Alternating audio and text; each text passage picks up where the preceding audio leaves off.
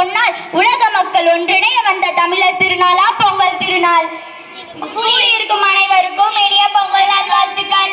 தமிழர் போற்றும் நன்னாள், உழவர் போற்றும் பொன்னாளாம் பொங்கல் திருநாள் பற்றி பேசுவதில் நான் மிகவும் மகிழ்ச்சி கொள்கின்றேன். உழவுக்கும் தொழிலுக்கும் வந்தனை செய்வோம் என்ற மகாகவி பாரதியாரின் வரிகளுக்கு ஏற்ப உழவுக்கும் இயற்கைக்கும் நன்றி தெரிவிக்கும் நாளே பொங்கல் திருநாளாகும்.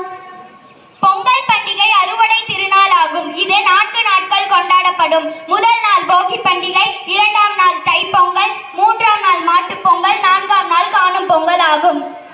போகி பண்டிகை பொங்கல் திருநாளின் முதல் நாள் கொண்டாடப்படுகின்றது. பழையன கழுதலும் புதியன புகுதலும் என்ற வரிகளுக்கு ஏற்ப வீட்டில் உள்ள பழைய தேவையற்ற பொருட்கள் அப்புறப்படுத்தப்பட்டு வீடு சுத்தமாக்கப்படும். வீடு மட்டுமல்ல, மனதில் இருக்கும் தீய எண்ணங்களும் நீக்கப்பட வேண்டும் என்பது இதன் தத்துவமாகும்.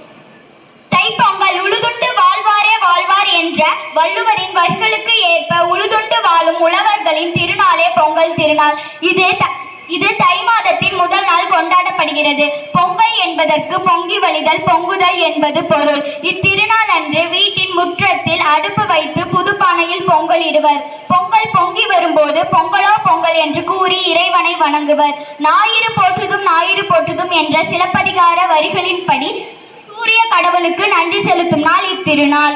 3ஆம் நாள் மாட்டுப் பொங்கல். வாழை பொழிந்து தரும் பாப்பா, அந்த பசு மிக நல்லதடி, நெல்லு வயலில் உழுது வாரும் மாடு, இலை ஆதரிக்க வேணுமடி பாப்பா என்ற பாரதியின் வரிகளுக்கு ஏற்ப உழவு தொழிலுக்கு உறுதுணையாக விளங்கும் மாடுகளுக்கு நன்றி கூறும் நாளே மாட்டுப் பொங்கல். மாடுகளை குளிப்பாட்டி கொம்புகளில் வர்ணம் தீட்டி பொங்கலை படைத்து வழங்குவர். அன்று ஏறு தழுவுதல், ஜல்லிக்கட்டு போன்ற வீர விளையாட்டுகள் நடைபெறும். 4ஆம் நாள் காணும் பொங்கல். நல்லாரை காண்பதும் நன்றே என்று பொன்மொழிக்கேற்ப 4ஆம் நாள் காணும் பொங்கல் கொண்டாடப்படுகின்றது. இதனை கன்னி பொங்கல் என்னும் அழைப்பர். இப்பண்டிகை நிகழ்வுகளில் உற்றார், உறவினர், நண்பர்களை காணுதல் என்பன அடங்கும். உரியடித்தல், வழுக்குமரம் ஏறல் போன்ற போட்டிகளும் இதில் இடம்பெறும். இது உறவுகளை பலப்படுத்தும் ஒரு திருநாள். எங்கள் வாழ்வும் எங்கள் வளமும் மங்காத தமிழ் என்று சங்கே முழங்கு என்று பாவேந்தர் பாரதிதாசனின் வரிகளுக்கு இணங்க தமிழர் பண்பாட்டை வெளிப்படுத்தும் நாள் பொங்கல் திருநாளாகும். உழவன் இயற்கைக்கும் நாம் உழவனுக்கும் நன்றி தெரிவிக்கும் நாளே பொங்கல் ஆகும்.